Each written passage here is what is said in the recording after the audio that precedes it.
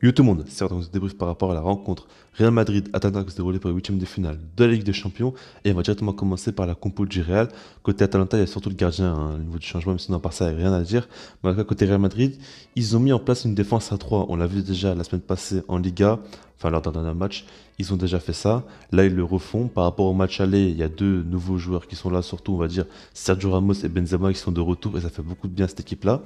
Mais après, il y a surtout l'absence de Casimiro. Et ça, c'est un petit coup dur pour le Real Madrid. Mais voilà, après, il y a Kroos qui joue un rôle de numéro 6 et Valverde en tant que relayeur.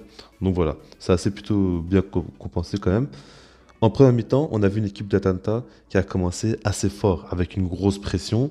Ils ont clairement mis en place un gros pressing et un contre-pressing aussi assez intéressant. En gros, ils voulaient clairement vite étouffer le Real Madrid.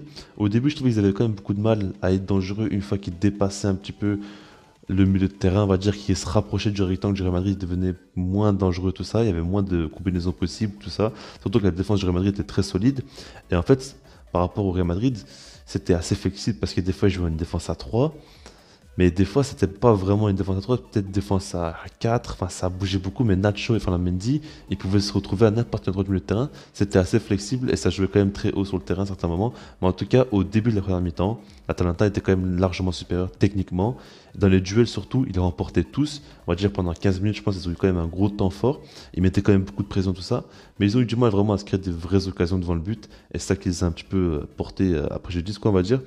Mais en tout cas, voilà, après Real Madrid est plutôt bien revenu petit à petit, notamment Kroos qui envoie des caviars à droite à gauche, notamment Vinicius aussi, parce qu'il est beaucoup critiqué, mais moi je vous le dis, Vinicius, première mi-temps, il a vraiment été très bon, j'ai trouvé. Dans les dribbles, surtout dans sa percussion, dans la provocation, il a été très juste dans ce qu'il a fait. Son seul problème pour moi, c'est vraiment le dernier geste, que ce soit la finition ou la passe.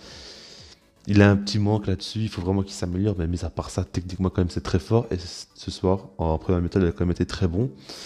Et donc voilà, après la 34e minute de jeu, il y a quand même une grosse erreur qui amène un but. En fait, c'est le gardien d'Atalanta qui rate complètement sa relance. Modric qui la récupère et puis qui fait la passe à Benzema qui la met au fond. Mais voilà, c'est vraiment une énorme boulette de la part du gardien de l'Atalanta de Bergame. Mais en tout cas, voilà, Benzema qui marque encore une fois. Et ça fait quand même beaucoup de bien pour le Real Madrid. C'est le grand buteur de cette équipe-là. Et franchement, c'est incroyable comme 70e but, 70e en Ligue des Champions.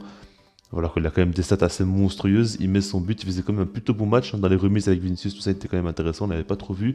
Mais voilà, on sait très bien qu'il y a une occasion devant le but assez dangereuse. Il va la mettre quasiment assurément.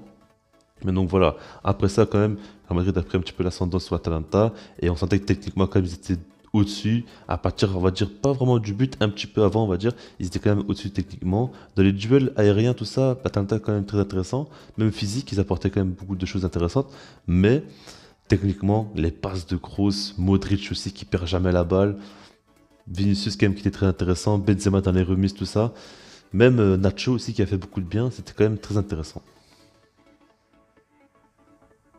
En seconde mi-temps, on a vu notamment Duvan Zapata qui est directement rentré du côté de l'Atalanta pour apporter, on va dire, un peu plus de puissance et de poids côté Atalanta au niveau de leur attaque. Moi, je me suis dit quand même que c'était pas mal, ça pouvait faire mal cette défense du Real Madrid, tout ça, mais au final, on a vu qu'avec Sergio Ramos, il y a quand même trop de sérénité. Nacho faisait un grand match. Varane était pour moi le moins bon, même en général dans toute l'équipe, hein. Mais c'était tellement fort à côté de lui et tellement serein que le Real Madrid, franchement, ils étaient tranquilles et ils ont géré le match. Surtout le début de la seconde période, quand même, ils ont mis le pied sur la balle, sur le ballon, je sais pas trop comment on dit, mais en tout cas, voilà, quoi, ils ont clairement maîtrisé le jeu. Et on a vu une équipe du Real Madrid. Clairement, ça faisait longtemps que je n'avais plus vu comme ça, aussi serein, aussi bon techniquement, tout ça. Après, voilà, en phase 2, c'est l'Atalanta, c'est quand même un outsider. À la base, c'est quand même eux les grands favoris, il ne faut pas non plus s'étonner. Mais en tout cas, le Real Madrid reprend beaucoup de confiance et ça va beaucoup mieux. Vinicius continue quand même à bien jouer tout ça. Il y a notamment la 54e minute de jeu. Il y a une phase où il dribble 3 4 joueurs, il fait une percée monstrueuse, tout ça. Il arrive devant le but, il est seul face au gardien et il tire à côté. Enfin, je veux dire, ce joueur-là, le dernier geste ou sa finition, c'est vraiment très problématique chez lui et il doit vraiment beaucoup s'améliorer là-dessus parce qu'il fait beaucoup trop d'erreurs. Mais mis à part ça, quand même, je trouve que c'est quand même un très bon joueur. Le problème, c'est vraiment ça, hein. Tant qu'il corrigera pas ça, il pourra pas être titulaire au Real Madrid. Pour l'instant, oui, parce qu'il y a vraiment très peu de concurrence et beaucoup de blessés, tout ça. Mais s'il y a un projet plus viable au Real Madrid, franchement, il n'aura pas sa place, limite même pas sur le banc, hein, en jouant comme ça avec sa finition. En tout cas, voilà. Maintenant, ce qu'il faut dire, c'est qu'après ça, côté Real Madrid, c'est quand même plutôt bien géré. À la 60e minute de jeu, il y a un penalty provoqué par Vinicius Junior. C'est pour ça que moi je dis finalement, je trouve qu'il a fait un bon match. Le problème, c'est le dernier geste, mais à part ça, quand même, il a fait un très bon match, j'ai trouvé. Et voilà, Ramos qui transforme le penalty, hein, on sait très bien qu'au niveau des penalties, il est monstrueux. Dans sa carrière, il a raté un seul penalty, et c'est pas le gardien qui l'a arrêté, c'est parce qu'il a touché le poteau, si je me trompe pas. Donc voilà, quoi, il est quand même monstrueux, il le transforme très facilement. À partir de là, quand même, le Real Madrid prend un gros ascendant psychologique sur l'Atalanta qui y croit plus vraiment. Et c'est un peu logique, hein, 2-0 quand même. Le match aller, ils avaient gagné 1-0, si ça fait 3-0, c'est quand même dur à remonter pour l'Atalanta. Mais en tout cas, voilà, après ce qu'il faut dire, c'est qu'à la 92e minute de jeu, on va dire vers la fin de match, surtout que l'Atalanta quand même était bien revenu, surtout que voilà, Real Madrid laissait un petit peu faire, et l'Atalanta quand même donnait un petit peu toutes ses forces en attaque. À la 92e minute de jeu, il y a un coup franc magnifiquement bien transformé par Muriel. C'est un peu spécial hein, comment ils ont joué le coup, parce qu'il y a trois joueurs d'Atalanta qui se sont mis devant Muriel quand il allait tirer pour un peu gêner, on va dire, le mur, ou je sais pas trop c'était quoi le but, mais ils ont fait un petit truc bizarre, mais en tout cas, Muriel, il l'a parfaitement bien mise, enfin, pas parfaitement non plus, mais il a très bien mise et ça a été un beau but, mais 2 minutes plus tard, à la 84e minute de jeu, c'est Asensio qui a marqué, vous ne rêvez pas, vous avez bien entendu, Asensio a marqué, et franchement, c'est un très beau but, hein. Et là, on sent qu'on a limite cru voir un joueur en confiance, alors que ça fait je sais pas combien de matchs qu'il marque plus, mais en tout cas, là, c'était quand même un très beau but, mais voilà. Un assist de Vasquez aussi pour préciser, mais pour résumer tout ça, franchement, le Real Madrid revient très bien, reprend beaucoup de confiance.